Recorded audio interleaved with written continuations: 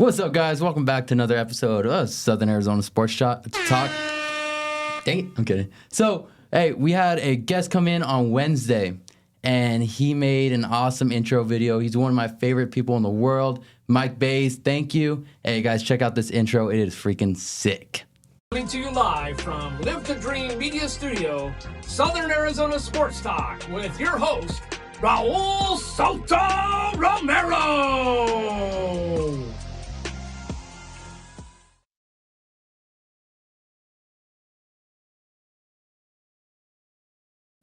And we are back. Hey, thank you, Mike Bays, for doing that for me. Shout out. Thank you for everything you've done, man. This is your last year, and I can't wait to have you on the show. Also, prayers go out to your daughter, man. We are with you in this fight. Love you, brother. Now to get to the show, we have one of my favorite people in the world as well, and also my dad. And we're going to get into the story that happened on Wednesday night before. But here he is, Izzy Galindo, the head coach from Pueblo High School. What's up, brother? Good, all good. Pleasure to be here, man. Yeah. So I got to get into the story because it was freaking hilarious. You and my dad had a great relationship, and I kind of figured out how important it was for you to be on my show.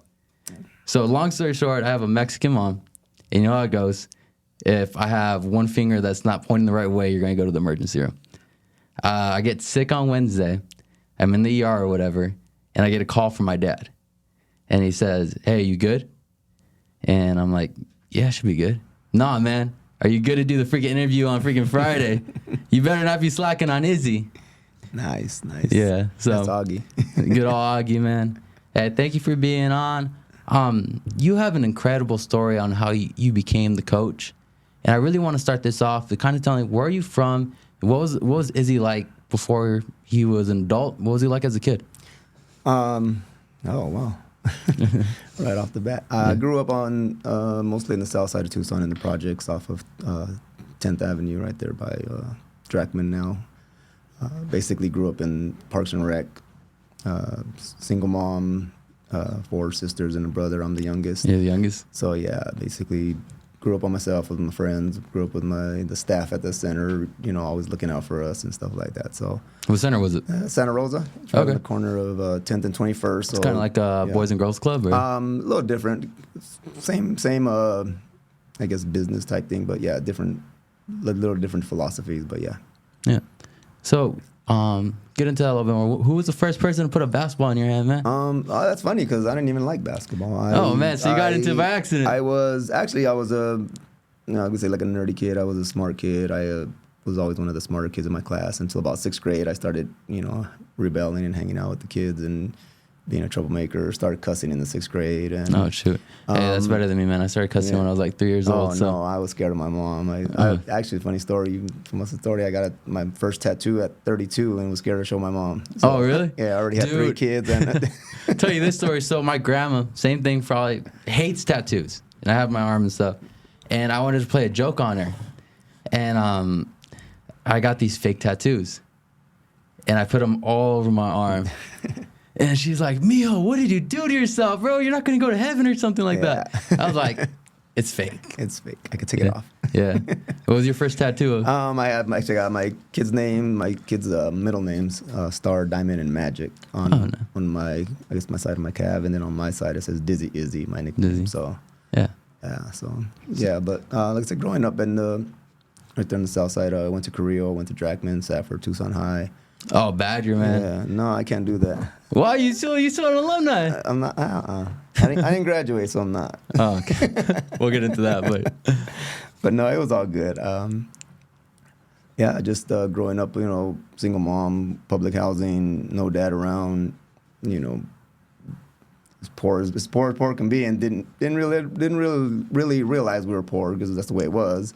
Yeah. Until you get to school and then you see the kids with the nice shoes, the backpacks, the nice clothes and that kind of stuff. So then it kind of, when you get a little older, it kind of starts hitting like, oh, yeah, we're on this side of the spectrum. Yeah, we're over here. Yeah, I want to pivot a little bit because you said I want to know what sport you were into, brother. Because you said you didn't even like basketball. So I was going with that. So I was about 6th grade. I started getting in trouble, and at Carrillo Elementary School, the athletic kids, they made you play what you have soccer. I think we had soccer, baseball.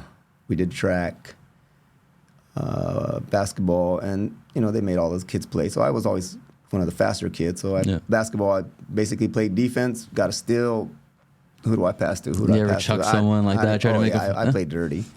I had to. I was too small. But I never really liked the basketball. I liked watching it. I like football. Football is my favorite sport. But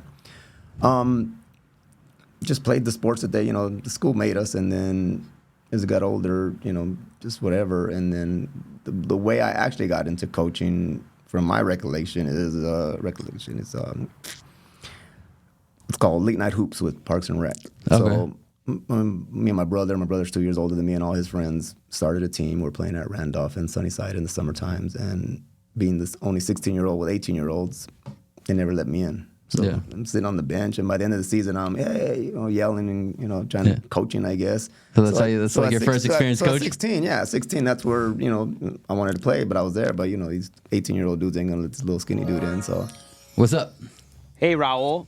I've got a caller on the line that wants to jump in here with you guys and Let's talk hear to it. Izzy. So I'm gonna put him in real quick. Edgar, you there? There he is, Edgar Soto. How you guys doing? what's going on? Coach Izzy, how you doing? I'm good.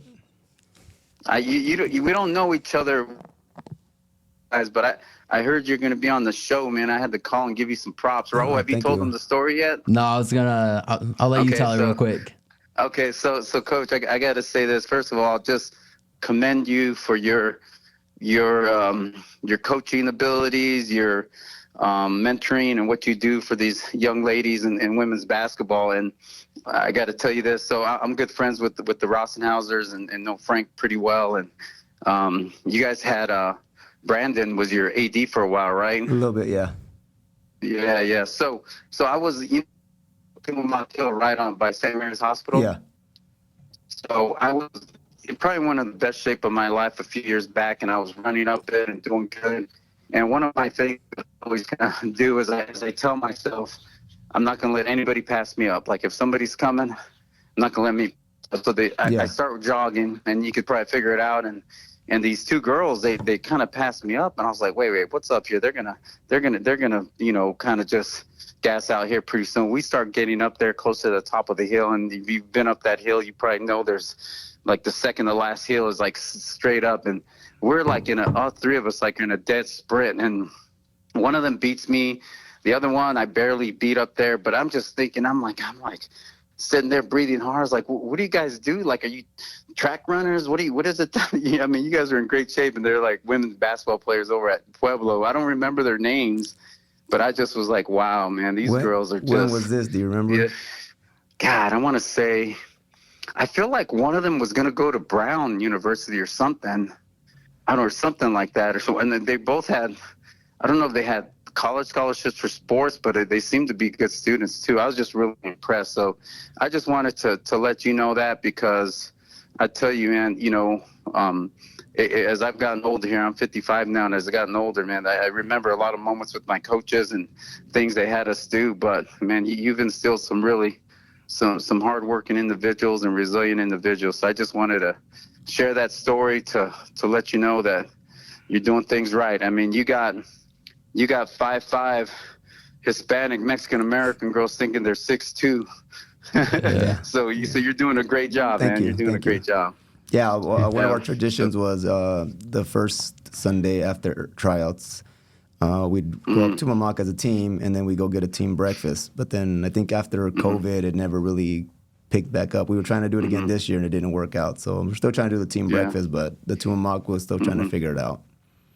Well, keep it going, man, because it was good. I know for sure this experience that I remember, it was before COVID. So, but I'll let you guys get back to it. Raul, keep up the good work. Thank you. Yeah, and you guys take care, and I'm sure we'll cross paths again here, Coach. Come check out a game. I will. I'll be there. Put him in a Pueblo shirt. Okay. All right. Take care. All right. Thank you. All right. Bye. Yeah, so I had him on the show last week for the Veterans Day special, man. We really didn't focus on anything with sports, more just about being a veteran. Oh, okay. Yeah. So let's get back into, you were telling your first experience with coaching was when you were 16. Yeah, so like I said, I was on the bench and just yelling and, coaching, and they probably weren't listening to me anyway because they were older than me. But by the end of the season, it was, I think the age was 16 to 18 or 16 to 19. So by the time they were too old and I was still there, got a couple of my friends. We didn't have a coach, so kind of like a player coach. Yeah. Lakers fan, Magic Johnson, like a coach on the floor, so that kind of stuff. Let me ask you this. Let's pivot real quick. Jordan or LeBron? Huh? Jordan or LeBron? Magic Johnson. I love the answer. Got Magic written on my leg. That's what my son's named after. Oh, Magic nice. Johnson, yeah. So, but yeah, and then after that, I was too old, and then the younger kids that I recruited to play with me so we can keep playing. Oh, come on, just coach us, just coach us, just coach us. And I'm like, I don't know how to coach, but Dizzy Squad was born. little by little, yeah. So that was the beginning of Dizzy Squad. It wasn't called Dizzy Squad back then, but little by little it picked up, and then I started learning, stealing stuff off other coaches. Like, oh, what is that? What is that? How you do that? And then looking at practices and stuff like that. And little by little, I just got more into it and fell in love with it. And at this point right now, I love coaching the practice part more than the coaching part. I like teaching basketball to kids. Yeah. I don't necessarily like being out there yelling, trying to win a game all the time. But I mean, it comes with it, and it's also fun. But yeah, it's fun when you're beating them by like 100. I remember those days, man. I've hit it for 100 about 3 or 4 times in the high school. I probably could have did it about 30, but pulled back. It's just like what we were talking about before. That one time you hit 100, you took all your starters out in the first half. Second half, you put them back in. Yeah, and they still got there, but yeah. Yeah. So before we start getting into your coaching career, because you were doing an amazing job at Pueblo, I want to get into a little bit more of how you overcame challenges. How old were you when you dropped out of high school? Like I said, I was one of the better students till about 6th grade. 7th and 8th grade, I was at Safford, and I was pain. They were trying to kick me out every week, and I was like, no, I don't want to leave. All my friends are here, this and that. So it was just the point where, freshman year, I was like, oh, okay, let me start. Let me get back into it. So I started doing good first half of freshman year, and then start messing up. Second semester, got kicked out. Okay, try again. Sophomore year, went back. Sophomore year, got kicked out within the first probably month. Second semester, I think I went back, got kicked out again. So I got kicked out twice compared to the 10th grade. Yeah. Junior year again, let me give it a try. Didn't work out in the first half. I was done again. And then my senior year, supposed to be my senior year, 92, I was like, I got to do this. So I was doing good. Stopped hanging around with my crowd that I was hanging around with. I just go into class. And one day I got there late, and I don't know, when you were at Tucson High, they had sweep. So a sweep was when you get there late, you can't, wait till your class is over. You can't go into your class late. You don't interrupt. We didn't have that, man. We had people showing up 5 minutes before the bell, bro. They had a room specifically for it was like an old storage room. They just put a desk in there, and you sit there till the next period, and then you go to your next class. So anytime you get there late, you get swept. That's what it was called. You go to sweep. So not wanting to go to sweep, I hid in the bathroom, and I'm like artist, I guess. I draw, I do stuff, I create, I build stuff, I do all kind of stuff. So probably had like 2 art classes that year at Tucson High, and bag full of markers. I'm sitting there, and all of a sudden there's a big old thing came out of nowhere, my name everywhere in the bathroom, and then all of a sudden you hear the radios. I was like, oh man, I tried to run, monitors were waiting for me. Yeah. Took me to the office. I was on a contract because of all the previous years, and that was it. Yeah. Kicked me out of school and never went back. So shoot. So Phoenix College is where you finally went, right? The University of Phoenix, yeah. And then you got your bachelor's too, right? Got my bachelor's. Master's, right? No, bachelor's in business, and then I got a certificate in project management, and then I was about halfway done with my master's in psychology, and I got sick. I got a breakdown, and now I got like really bad anxiety. So that's triggered it in 2008. So I was on my way. I got it. So the reason why I love that story is personally I know someone going through the same thing that kind of fell out, had everything going the right way, had sports, but he fell out. What made you want to go back to school? Because I think it was you were 24 or 25 when you decided like, hey, education is important. So graduated from college I want to say 2007, because in 2008 was when I ended up stopping. So about 2003, I decided I wanted to, do something, and I had already gotten my GED when I was like 25. I had Alyssa, Alyssa Diamond was the star at Pueblo. She was born in 99. You don't have to say star, man. She's probably the greatest basketball. Arguably the greatest player that played at Pueblo. Like, it's there between her and Victoria. I think her stats are a little better than Victoria. Victoria scored more than her, though. So those two are up there, way up there. Like, I don't think there's anybody close to them. But I completely, to go back, I was looking at all the stats, records, and I keep seeing Alyssa Galindo, Diamond Galindo. I'm like, dang it, why didn't I just ask for her to come on first? Yeah, but I decided I wanted to do something, and next day I got my GD, and I was like 25, and went to Pima for a little while. Didn't know what I was doing, did whatever, and then one day decided, I need to do something. So my idea was I was going to open a rec center for basketball, but once I started going to school, I'm like, okay, well, I'm not going to make any money doing basketball. Don't have the right clientele. I'm not on the right side of town. Don't have demographics there. So I figured if I could do like a daycare, which kind of goes into what I work for Parks and Rec. So I could do a daycare in the morning to fund the place and then have basketball just for fun for me to do what I like to do in the evenings and weekends. So about the time I got done with my degree, and I'm realizing, well, you need money, you need partners, you need all this. So I was like, that's not going to work. So you need relationships. So I ended up getting a degree. Don't really use it, but I'm still doing all right, I guess. Yeah. So how old were you when you got your degree? I want to say I was 33, 34. So Dizzy Squad was already going around during this time, right? I started Dizzy Squad, the name, in 2001. What was that like first starting off? It was funny because I worked for Parks and Rec, and I used to take the kids with the city van. They used to let me take the kids as part of the program, and then I got to a point where one of the supervisors at the time was like, well, we can't do that anymore, so you have to do it on your own time. I was like, well, that's fine. I was like, well, so I went to go sign up, and I was like, well, I can't use their name. I'm not going to use their name if they're not, it's not part of them. It's my team. So at a loss of, not coming up with a name, I was like, Dizzy. I was like, Dizzy Squad. And I put it down, and the funniest part is I had my two best players, and I probably will talk about them in a little bit, but they both passed away. One was 16 and the other one was 21 when they died. But I coached them since they were like 6 or 7. The both of them at the time were 14, 15, 16, around that time.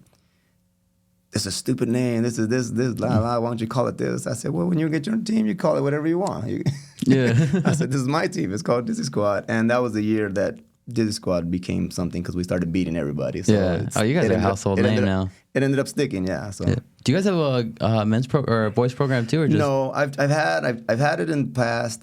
With Magic, right? Magic, and then even after that, we this previous last 2 years, we tried it again. It's just too many boys teams, and it's just too hard. And then I coached the girls at Pueblo, so it's easier just to stick with the girls. Yeah, you're developing a feeder program because how old are these kids when they start off?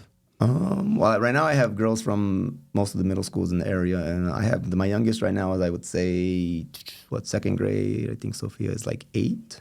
I think. Oh, dang. Yeah, so I have 8 through high school, and then high school's in high school now, club ball. So club ball stops at high school time, so it's just 14U right now and under, the middle school and down.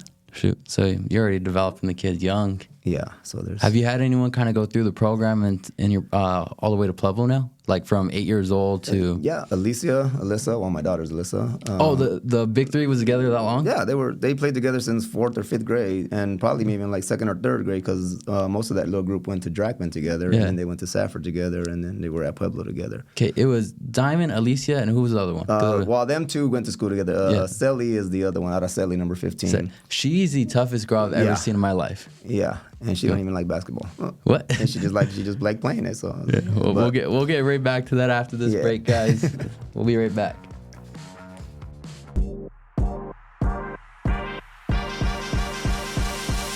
Welcome to Snap Fitness. This is my gym. And my gym. And this is my gym. And my gym. Here at Snap Fitness Marana, we welcome all kind people trying to stay healthy. Ready to make us your gym? Click the link below, message us on social media, or give us a call 520-400-4646.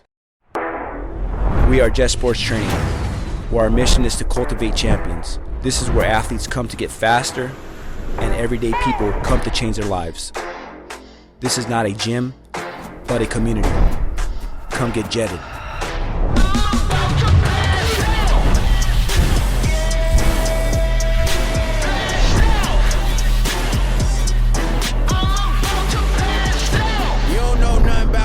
About to take off in 5, 4, 3, 2, 1. Lot of y'all doubted on me. Now they like, wow, look how far you come. Legendary like all my idols, coming for it all, and I can't wait. Success just called and I got me a so I grab my ambitions and I'm on my way. Cross the wrong line and it's bad news. Might get burned like a candle. We too hot to handle. World at my feet like a sandal. I only move when I plan to. Your moves could get canceled.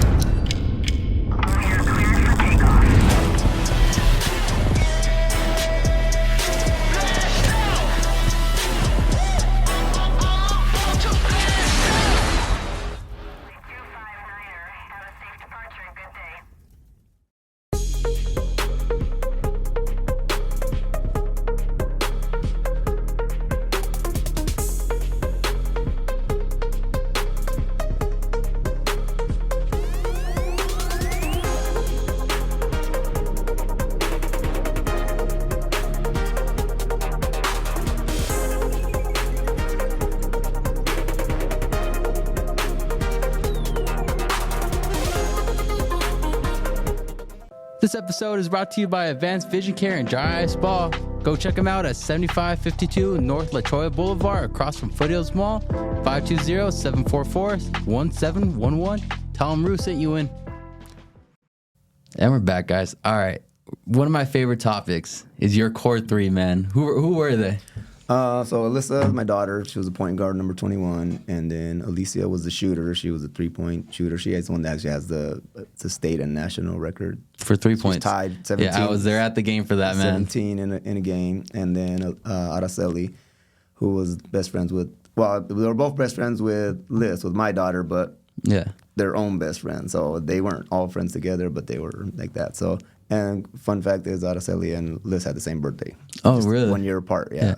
Big question. How the hell did you make him so damn tough, man? Well, I actually, off the subject, but I got suspended in Liz's junior year, and I missed her 1,000 points because I was suspended because I got caught practicing with her on a Sunday with my daughter. But At Pueblo, right? yeah, so, I remember. So yeah, I basically, I try to explain it, but they didn't want to hear it. But I'm a coach. My daughter's a player. Like, what do we think we do on Sunday? That's the only time I have with her because the rest of the week I'm coaching the team. So either way, yeah, we practice on weekends, holidays, birthdays, nonstop. So that's basically it. And them two being her best friends were always with us. So they got all the extra practice that the other girls didn't get. One of the things that I want to know is how are you able to separate the relationship between father and coach? Because I had the same thing with my dad, and sometimes it was hard. It is hard, and funny because I have that with my stepdaughter now, Sara, who's about to hit 1,000, probably her first game. She's 15 points away. But yeah, I when I talk with Sara now, I explain to her, like, it's hard for me with you because you're my stepdaughter. You're not my real daughter, but you're my daughter. I'm the one taking care of you. I'm the one helping you and raising you. But I also realized, Idalis is the older sister to Alyssa, my oldest daughter. She's where Pueblo started with my career. She was at Tucson High for 2 years, freshman and sophomore year, and then I got the job and transferred her. So being in the car ride home, yelling, berating them, 4 years with Liz, 2 years with Idalis, of never getting to watch a game is what haunts me now, because I'm like, when I hear parents complain about this, I'm like, I'm teaching your girl how to play, and I didn't even get to watch my daughter play. Like, I was the coach. I couldn't be the dad. I'm the coach. Like, she was the point guard getting yelled at. We won the game, Dad. I'm like, I don't care. You missed this play. You missed this play. You should have did this. You should have did, like, I'm coaching. Yeah. So now, in hindsight, I kind of like step back, so I don't say anything at home anymore, like to my stepdaughters. I just, game's over, it's over. Yeah. I'll get you at practice the next time, but I'm not going to say anything after the game. So that was the hardest part. So I did a horrible job of separating it because I was always coach. So the good thing is Liz balled out and everybody knows her, and we had a great season and we made history at Pueblo and all that. But we don't have a bad relationship. That group was the first group that ever went to the state championships in 18, right? Yeah. So we beat some tough teams that year too, and so there's a special number you guys have, 21. 21. What's the story behind that one? So again, I'll tell you about the two kids that came. So Yvonne was one of my players, and there's two of them, Yvonne and Robert from Dizzy Squad days in Santa Rosa when I first started working. I coached both of them since they're about 6 or 7 maybe. Yeah, about 6 or 7, because I think the age groups were 6 to 8, 9 to 12, and then 13 to 15 with the center leagues like Parks and Rec.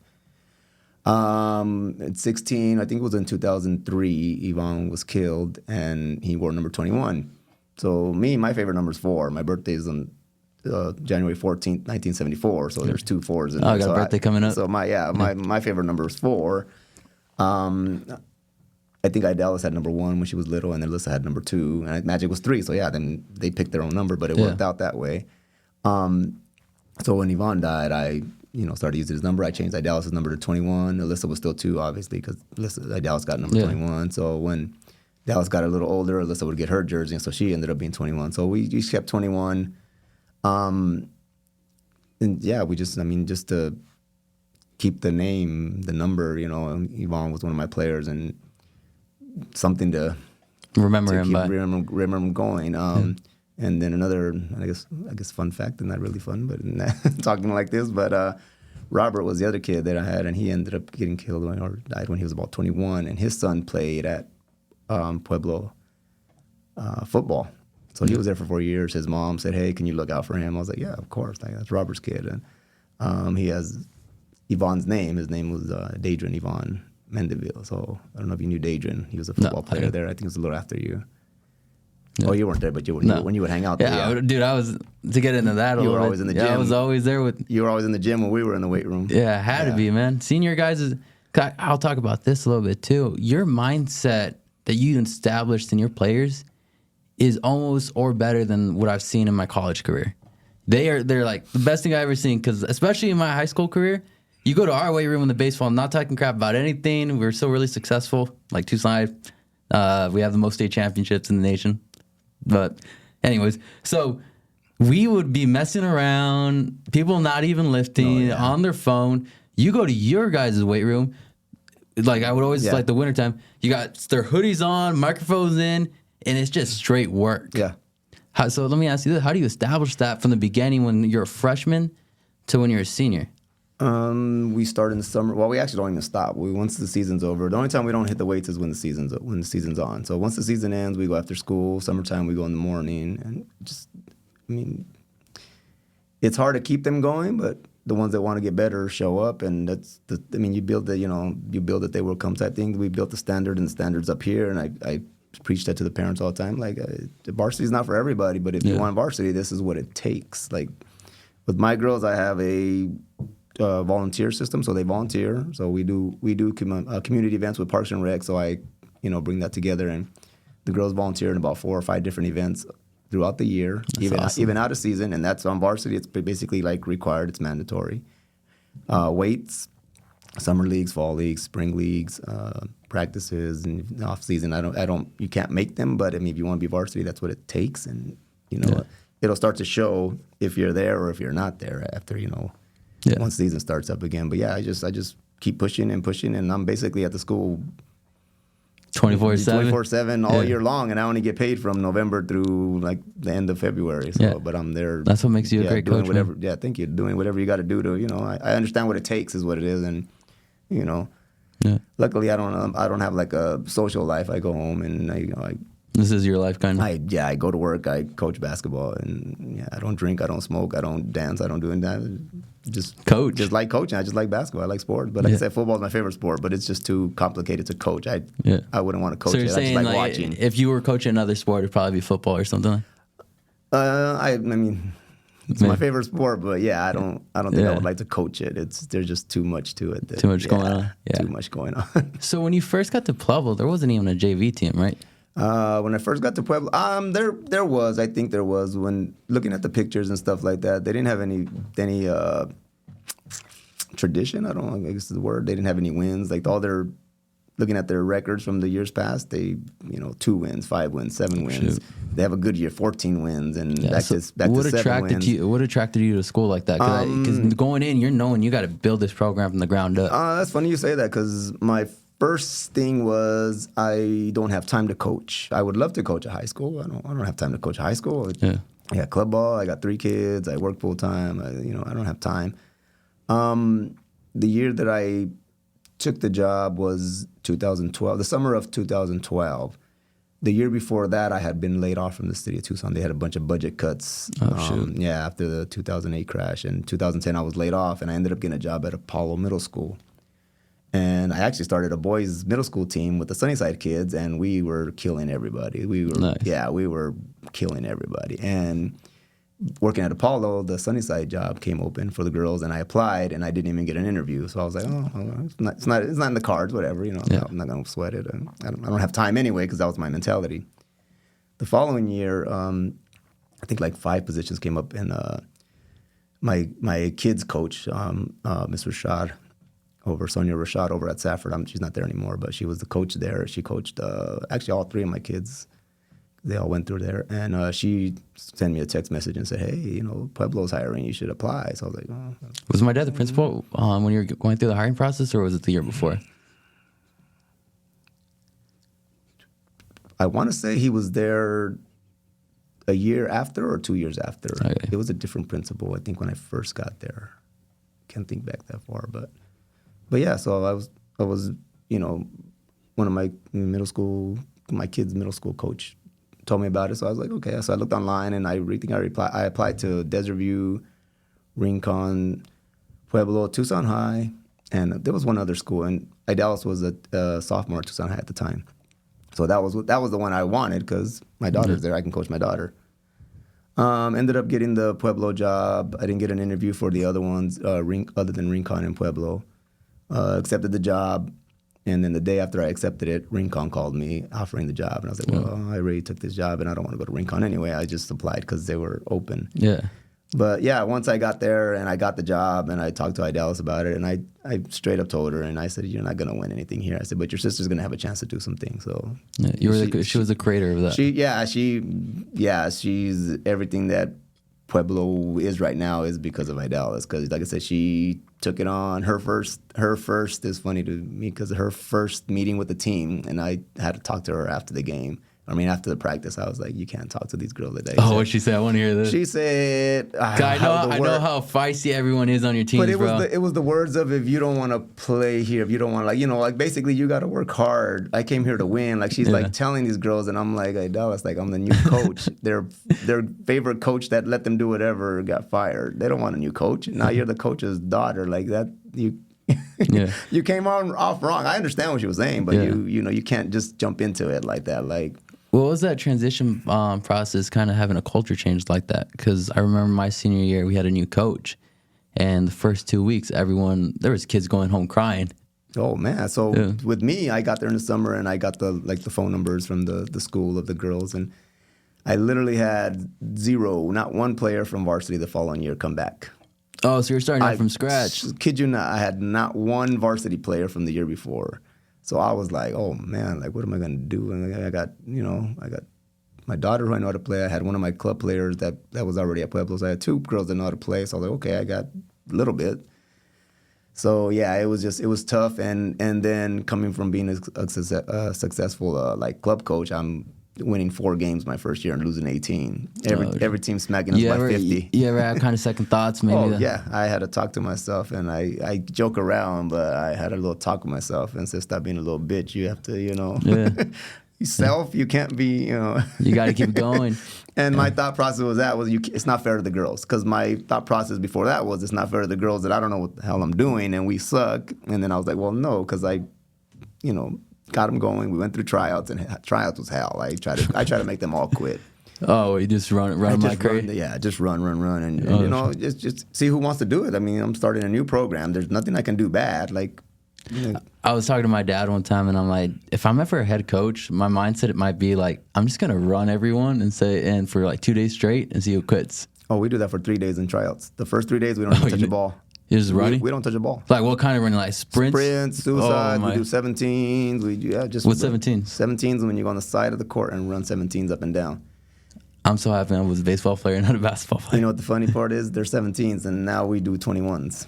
21s? Oh, dang. For 21. So, yeah. Not only is it more, it signifies the 21. So it kind of goes together. But yeah. So when did you kind of have your first feeling of success at Pueblo? The summer before the summer when Alyssa got there. Yeah, so I had, I won't say the coaches, but I don't want to put nobody on blast. But beating teams in the summer with 8th graders going into 9th grade who haven't even stepped in a 9th grade Is that classroom. when kind of the hatred kind of started? Like, who the hell is this dude? We started beating the teams that were whooping us. And Saguaro, Rio Rico, Sunnyside. Who else was out there? The big ones: Ironwood, Marana, all the big schools, even South Point back then. Yeah. So we're in the summer with middle school girls, basically whooping these teams by 30, 40. And I had a coach from, I want to say Morenci or one of these smaller schools up over here.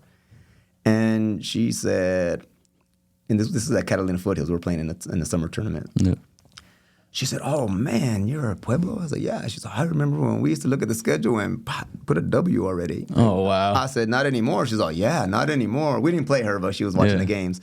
I think that summer that tournament we only ended up losing to, I want to say it was Mesa Mountain View from Phoenix. Okay. And their star player was already signed to ASU. Oh dang. I think we lost to them by 6.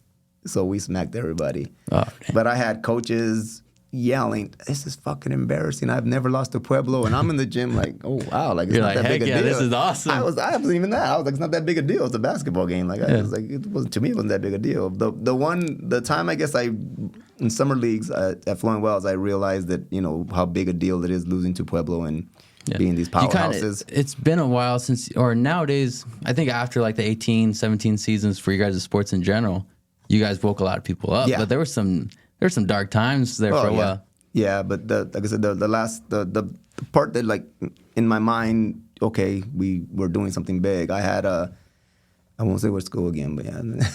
So we smacked this team in summer leagues, and I have these middle school girls who, like I said, it's June. They're not even in high school yet, going to high school next year.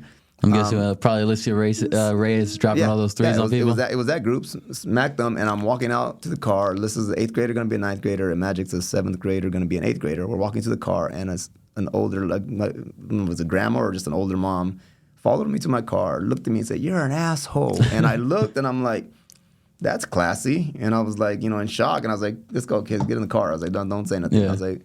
I was like, we didn't do anything. Like, we played a game. Like, it wasn't a dirty game. It wasn't like hard fouls. It was like we just beat them, and that hurt her more than anything. And I was like, wow. Like, why you mad, bro? Yeah, as I said. And so the funny thing is, if you look at the stats from my first year, I mentioned it a little while ago, everybody whooped us by 50. Nobody said a word. Everybody pressed us till the end of the game. I know Cienega held us to 9 one game. Nobody said anything. As soon as I started winning, "Oh, you guys are scoring too much. You guys are scoring. You can't be." That's why I told you in the beginning. We probably could have scored 100 about 30 times in my years there, and I've only done it like 3 or 4 times. Yeah, I kind of love seeing that stuff. So it's funny though, because I'll get the heat from that. You can't be scoring that much, but then everybody's all celebrating. "Oh, 1,000 points. Oh, she scored this much. Oh," and I'm like, "Oh, like, you guys just yelled at me for that." Were you guys getting heat for scoring 1,000 points? Or No, just for scoring a lot. And I said, I mean, you were there. You mentioned it earlier. My starters were messing around. I pulled them out for the whole first half. Like, they still scored that much. Like, what do you want me to do? Like, I can't. I think they scored like 60 in the second half. I can't tell them to stop playing. Like, and the fourth quarter is a running quarter. Yeah, the clock doesn't stop. So imagine you could still put that much points with the clock running. Like, so that's awesome. Hey, we're gonna take a quick break right now, and then we're gonna get into what we have to look forward to for the Pueblo High School season. Be right back, guys. My heat and air were in a state of disrepair. My drains were clogged. I was really in despair. So I called some guy. You've never seen such a mess. And every time he leaned over, well, you can probably guess. Now I get it done right by Picture Rocks Cooling. They're neat and clean, peachy clean. Really no fooling. Got a problem? Just call up and help is coming. Picture Rocks Cooling, heating and plumbing. Hi, I'm Alan Murdoch. For the past 20 years, I've been buying, fixing, and selling properties right here in Southern Arizona. And I want to buy your property. Whether it's a house, apartment, commercial building, or vacant land, regardless of the condition or the situation, I want to talk to you. When you sell to me, I pay cash and it's hassle-free. No repairs, no closing costs, and no commissions. If you have a property you don't want to deal with and you want a quick solution, call, text, or visit selltalon.com. Again, that's selltalon.com. Discover the power of 88 Crime, where your anonymous tips are rewarded with cash. When you call in anonymously with a tip, you are given a code. With the code and a password, you can walk into a bank and redeem your reward anonymously. If your anonymous tip results in a felony arrest, you can claim up to $2,500 cash reward. Let's stop the silence on crime and strive for a safer community. For more information, please visit 88crime.org or call 88crime. Copper Creek Cookies, Copper Creek Cookies, CopperCreekCookies.net. We can print anything on our soft vanilla logo cookies. We deliver them and other sweet treats locally. We are located at 4249 West Ina Road, Suite 121. Call us 520-300-1131. We bake smiles. Copper Creek Cookies, Copper Creek Cookies, CopperCreekCookies.net. And we are back. So we've gotten to your story, and you've had an incredible story from building yourself from the bottom up, also building a program from the bottom up. How do you stay so confident and positive in situations that aren't ideal? I just told you right now in the break, it is what it is. Like, you deal with life, you deal with what it is, and you make the most of it. Like, I grew up, like I said, in a single parent home, mom working 2-3 jobs, no dad around, and what are you gonna do? Just cry? And like, no, gotta keep moving forward. Didn't have what I wanted when I was, can I have this? Didn't have the nice shoes in middle school and this and that. So I think my mindset was, my kids aren't gonna be like this. I'm gonna make sure, But yeah, I just push through and push forward, and don't feel sorry for yourself, and don't blame other people for what you have or what you don't have. Like, you figure it out, and if you really want it, you figure it out. So I always say crazy situations makes your life easier, because once you have a small situation, you're like, oh. Yeah, whatever. You don't. It's nothing. We did that all the time. We didn't eat last night. Hey, so we go get up early and go eat breakfast at school. Like, you're fine. You ate now. Yeah. So I want to ask you this, because the core 3 was, like I keep saying, it was my favorite group to watch. What's your favorite memory from them? Yeah. So I have a whole bunch of memories. I have little, things, and let me change this. I'm gonna ask you too. Favorite memory of success, like a big win. Yeah. And funniest memory, because I know that they were a funny group. So the successful one, I guess the one I was mentioning a little while ago, was the I think it was called the Boyd Baker tournament. It was the Saguaro tournament during Thanksgiving. They don't have it anymore, but that's what we used to play at Thanksgiving. We're up in Phoenix now for that. So, but we're playing, and it was the year that we ended up winning. I think it was 2016. We ended up winning that tournament. We're in I want to say the semifinals to get to the championship. I think it was the semis to get to the championship. We're playing Nogales, and girls were pissing me off the whole game. I'm yelling and cussing, and I'm tired. What kind of let me ask you this before you get into that coaching style. You a little bit of hothead, a little bit. I've seen you calm. Like, I'm actually cool. I joke around most of the time. I get mad when the energy and the effort's not there, or when someone's playing scared. I could care less if we lose a game, if we miss a layup, you're gonna miss. Jordan misses. I mean, Curry airballs. Like, you're gonna miss. So yeah. So I'm just laid back. When you see me mad, is because someone's not giving me what I know they can give me, and that's where it frustrates me. Like, But yeah, so we're in this tournament, and we're down by, like, I want to say 2 with 5 seconds left, and I call a timeout, and I'm like just cussing and yelling, and it's funny because the guy at the score table heard me, and he made a comment afterwards. So I finally got to the point where I was like, you know what, you guys do whatever the hell you guys want. You do whatever you want. Don't look to me. And I said, and I sat down pissed. Yeah. We get Nogales had the ball. We get the tip on the inbound pass. It gets into, I think it was one of my players, Susie. She passes it to Alyssa. Alyssa gives it to Sally. Sally pops a 3, and it goes in.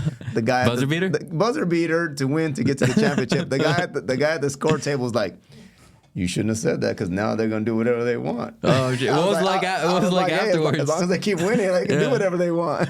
What were they saying afterwards? Nothing. They know. They know. They know. I give all. They know I give all I got, and I do whatever for them. I'm a players type coach. I will help out whoever. I will feed whoever. I will. If they need rides home, whatever. I'll figure out something to help everybody. But I don't just berate them. That's just part of the basketball part. The rest of the stuff, I look out for my players. I look out for my players' families. If somebody I know needs something, I'll do whatever I can to help out. But just providing a safe space. Yeah. So it was just it's one of those things where it was like, do whatever you want, and they ended up winning the game, and the guy at the table made a comment. So that's why I remembered that one right off the top of my head, and it was one of those funny moments. But we ended up winning the tournament with buzzer beater that she hit. I think it's on video. We have it on Facebook or on Instagram, Twitter too. or something like that. Yeah, That's awesome. You got a funny moment or funny moment? Like funny bus story or something like that? No, well, buses were horrible for me because they all thought they can sing, and for some reason they'd bring their speakers. But when the songs would come on, there were certain ones where they would just say go crazy. Scream, and it wasn't even like singing; it was just screaming. And perfect example, that group with 2014 through like 18, their crazy. Loud, just yelling was the Whitney Houston, and I will always love you, and that just high pitched screaming through the bus, and I was kind of used to it, but I felt bad for the bus drivers. Like they got to drive home. It's late at night. We're coming home from Nogales, from Phoenix, from Douglas, and this dude's like trying to get home, and you're over here screaming in his ear. Shoot, probably can't hear afterwards. Yeah, that's what I'm saying. It was loud, and everybody, the whole bus just screaming. But yeah, it doesn't matter how many times you hear stuff like that, you never get used to it. Yeah, like it's always. And they were a fun group. I have there's videos and stuff they posted after games in the locker room dancing, in the hallway dancing, just being goofy. And the funny thing I tell everybody, like Alyssa's one of the goofiest girls in the world, and. On the court, like her nickname was the Beast, like literally the Beast. She went out there. She'll go tackle someone if she had to. She actually has the assist record in the state for 21 assists in a game. So she not only scored, she played defense. She got the stats and everything. She got the accolades. She got first team. She got all that. She made it to the state championship. So yeah, she's goofy little girls. But once the game started, it's that switch. Yeah, I don't know if you ever watched the movie with Rocky. What's his name? Sylvester Stallone with over the top with he was a arm wrestler. Okay. He said when he had his hat and when he was ready to go, he turned the switch on. He turned his hat around. So that's kind of where I would think with that. Okay, the movie I think about that is, have you ever seen For Love of the Game? It's a baseball movie with Kevin Costner. I think so. He does something like clear the mechanism, and then he can't see anything else other than the batter and the pitcher. Yeah, so he would turn the switch. When he turned his hat backwards, that's the switch, and that's what I tell the girls. We didn't have the switch, but once the game started, they weren't that goofy little girl anymore. They were out there balling everybody up. So let me ask you this: was that core group, the core three, big three, core three, whatever you want to call it? Was that your first group to get 1,000 points? They're nicknamed the B Squad. So the B Squad. I have T-shirts and all kinds of Instagram posts and stuff. Yeah. But yeah, it was that.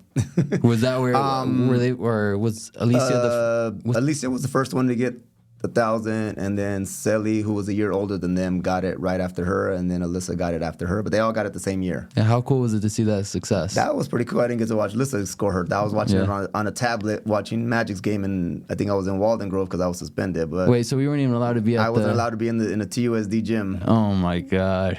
Yeah, so it is what it is, right? Was it Herman or? No comment. Oh, geez. Yeah, it was. He's cool. I've met him a few times. He's cool. He's cool. He was doing his job. Cool. I don't have a problem. Like I said, it is what it is. Yeah. Alyssa said, "I'll wait till next game to get it." I said, "No, you're not. You're gonna get it when you get it. Like, no, you ain't gonna. That's awesome. You're not gonna prolong your accolade for me. Like, that's yours. Like, I'll be there with you. Don't worry about it. Like, you don't have to worry about it." So yeah, she got it. It was hard for me. It was emotional. I was watching Magic play in Walden Grove over at there, but we were playing at home, and yeah, she got it there, and it was live streaming. So lucky I was seeing. She put the shirt up to the video to show me. So yeah, I probably shed a tear or two right there, but. Like I said, it is what it is. She got it. I was happy for her. And I can tell you, probably both my parents should cheer every time that happened. I think it was I keep forgetting the middle one. Alicia's Araceli. Araceli. I think hers was at Choya, right? Araceli's was at Choya, yes. Yeah, my dad was at that game, and he's like, dude. That's where Alicia broke the 3-point record, too, at Choya. That same game? No, not that same game, but at Choya. Choya don't like playing you. Dude, Choya and Pueblo football games, that was the only time I ever saw my dad stress as heck. Yeah. Because they always look like they were like the football players. Well, I guess that's like the school's rival, I guess. But like ours has mostly been like Saguaro for girls basketball. Really? We go at it. They beat us. We beat them. The year 23 we went to the championship. We beat them 3 times that year. Oh, and I kept hearing you can't beat a team 3 times as you can't beat the team 3 times. Shit. So yeah. It was yeah. So what do we got to look forward to for this year? Because I know, like you said, we have. I can't remember. Is America? America is. Is she a senior or is she gone now? She's a junior. And that's the one that has the most points in a game? Yes. Yeah, she actually broke Elisa's record. Yeah. What was that like, man? I didn't even know. I thought she was I thought she graduated. No, already. she's a junior. Her sister is actually the all-time leading scorer now at Pueblo. She beat Alyssa's record her senior year. So Alyssa was the all-time leading scorer. America has the opportunity to beat her, to pass her sister this year as a junior and still keep pushing it on. How far is she away from like the all-time record? I think she's about 500 away, which she should get easily. She might get over 2,000 this year. Oh, so dang. yeah, I told her, hey, if she plays good and listens, I even told her, I said, I'm not gonna let you slide at all this year. Because I said, we're gonna try to get you 3,000 if we can. Like that'll be something great because nobody in Arizona has got 3,000. Oh, that's possible, man. But yeah, no.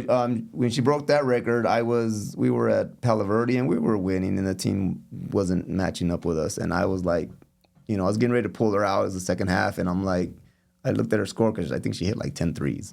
Jeez. So I was like, how many points does America have? And then I think it was Josiah was doing the stats. He started counting. And I was like, what's Elisa's record? So then I think somebody was Liz or Mariah who helped me coach were looking up the stats on Max Preps. And they're like, oh, she had like 50 something. I was like, oh, well, let her get it and then I'll pull her out. So she ended up getting it in end of third, beginning of fourth, and I pulled her out right after she got it. But I was like, it was like 59 points or something, right? Yeah, it just clicked that moment. I was like, well, how much does she have? And I'm like looking over at the stats, and then I was like, well, how much did Alicia have? I know she had up there, so. Dude, she had 59 points before the game was over. That's insane. In the third quarter, I think, yeah. Or the end of the third or beginning of the fourth, but yeah. Cool. Who else do we got to look forward to seeing? So America, like I said, she's the scorer. She plays nonstop. She's one of those. Sara is 15 points away from 1,000. So she should get, and I had to talk with her. I said, if you play good, you would probably end up in third all-time at Pueblo because Alyssa only had 1475 or something like that. She's a senior? She's a senior, so if she can get a good 500, scoring, which is she could, make you be third behind America and Victoria when America finally beats Victoria's record, probably this year, if not the beginning of next year. She's a senior, America's a junior, and then Asia and Brooklyn are sophomores. Brooklyn is Mr. R's niece. Okay. Yeah, so Brooklyn, Asia's skilled, long, can shoot threes, can dribble right and left. Brooklyn's 100% hustle. She does volleyball. She does track after basketball. Oh, dang. So she's an athlete. Little Bo Jackson right there. Yeah, she actually has the record. So I got nothing but records at Pueblo. I know. She's got the record for, I think it's the state for 35 rebounds in a game. So how tall is she? She's 5'8", maybe. Oh, she's athletic as hell, though. Yeah. Long arms, big hands. Yeah, she ended up with 35 rebounds last year as a freshman. Yeah, dang. Yeah, so she's a sophomore right now. So I got a couple of freshmen coming in that are pretty good. We'll see. I mean, I can't really talk much about them because they haven't played in an actual game yet, but I mean, I know what they can do. So summer fall leagues went pretty good with them then. Yeah, so looking forward to seeing them click. We actually got our scrimmage yesterday, and they did pretty good with the main group. So seeing if they click with that, and got a lot of new girls that came from volleyball this year. So I'm excited to have some new girls that maybe they'll stick around. They just starting it out, or they just started. No, they came this year, and I've been at Pueblo all these years, and some of them are juniors, and I've never seen them before. So tall. It was cool. We got some height, we got some size, we got some speed. So. Trying to put it together. I try to explain it that you don't all have to be scorers. You don't all have to be LeBron James. You can be Dennis Rodman. You can rebound. You can play defense. You can foul. I mean, that's part of the game. You can whatever you do to help us win the game. Be the cheerleader on the bench. Fill up the water bottles. Do something to help the team win. Like literally what it is. I mean, it's a life lesson. You go to work and you're not all doing the same job. You're doing whatever job you need to make the company go. So hey, you're all a team. Just you got to figure out how to put it together. Go and battle together. Yeah. When's your guys' first game? When's opening day? Wednesday, the 20th. We have Walden Grove at home. Cool. How's Walden Grove? I don't know. I don't scout the other teams. I've been there and had all the success, and we do what we do. And I think I want to say I've only scouted one team in my whole time there, and it was Safford because they had this guard that was really good, and we ended up beating them at Safford and breaking their 24-game win streak. Oh, dang. And this was with Alyssa and Lisa and Selly. So yeah, of course. But it was like that's the only team I ever. And it was Safford, so we don't even know anybody in Safford. So at least the Tucson, I know all the girls from club and all that, so I know who they are. So I don't look at anything until like the state tournament. Okay, we got this team that I don't know. Let's look into them. But yeah, we'll see. But like I said, Sada should hit the 1,000 on Wednesday. What's the feeling like before opening day, man? Are you getting excited, nervous, or what? Or are you just at the point where it just seems like same day or same thing, different day? It is a little bit of all of that. Like sometimes I'm like ready to go. Sometimes I'm like, oh, it's just another game. Like I guess it just depends on how I'm feeling or how I'm doing. I don't know. It varies, but this season came a little quick because they moved us divisions, and the divisions run a little different. What division are you guys in? 4A? We're in 5A now. We used to be in 4A. Nice. So 5A is a little easier than 4A. 4A has a bunch of powerhouse teams. Yeah, you got South Point, Seton Catholic, you got Mesquite, you got what's up there? Flagstaff. You have. I just come from like the baseball. Well, 6A is huge, so you have all the powerhouses. But 4A's got the powerhouses that are not 6A, so it's like being in Tucson playing 6A sucks, man. Oh yeah. No, but so we're getting close on time, and I want to ask you this: when it's all said and done, what do you want your legacy to be? What do you want people to remember you as? That's funny. I don't really care. I love it. I understand my place in history, I guess I said, because if you look in the gym that we practice in most of the time is the South Gym, the Levetter Gym. Yeah. And there's a big picture of him in there. And I always tell the girls, like, I've already done more than him with the girls program because he did the girls also after he did the boys. Yeah. So I said I'm probably the best coach that ever coached at Pueblo because just been to a championship twice. Like, that in itself is a... your uncle called right now? That was your uncle? Yeah, he said 5'5" girls. And I'm like, yeah, that's what I got. My tallest girl's probably like 5'8". Like, and to do what we've done, like, yeah, I'd rather celebrate the players that played, like, because I tell the girls it doesn't matter if I'm the best coach in the world. If you don't put in the work, like, it doesn't mean anything because I can't do the work. When I practice, I scrimmage with them. I go out there and I go do stuff with them to show them what I can do. And I try to explain to them. Oh, you be balling up with them? I try to, not as much as I used to, but I try to tell, like, once the game starts, I can't do anything for you. Like, literally, I can yell at you, but you can shoot it from half court if you want. Like, I'm probably gonna pull you out, but you can do it if you want. Like, have you had someone do that yet? No, and they'll look at me sometimes. Sometimes we play around. I'm like, shoot it from that line, shoot it from that line. And some of these girls, and most of these girls can shoot because we shoot from far back, and you saw it back in the day. Yeah. Oh, dude, I still remember at least Reyes all the way back here. Yeah, they all shoot like that. They still all shoot like that. All the girls I have right now can shoot like that because we don't have the height, so we have to spread the defense out. So I tell them pull back and shoot, but we do practice that stuff. So most of the stuff that we do, actually all the stuff that we do, because they really don't do much fancy stuff. They just play. Is what we practice. So it's That's awesome. Where can people find you, brother? Where can they get in touch with Pueblo basketball? We have a Twitter, X, whatever you want to call it. We have an Instagram. We have a Facebook, and then you can follow mine. Mine's is all Dizzy Izzy 1021. Cool. Yeah. So and whatever you have to put on there, it's Dizzy Izzy 1021. But yeah. Perfect. Thank you for being here, brother. Thank you. Just to let you guys know, the game of the week is back, and we will be back at Tucson High versus Cienega. Tucson High is back in the playoffs. It's been a few years, and they're the number 2 seed. I'm extremely excited to be there. See you guys there. Hey, I haven't said this yet, but hey, I'm picking Tucson High for 5A. Thank you guys for all the love and support. We'll see you next week with U of A Wrestling in the house next week. See you guys.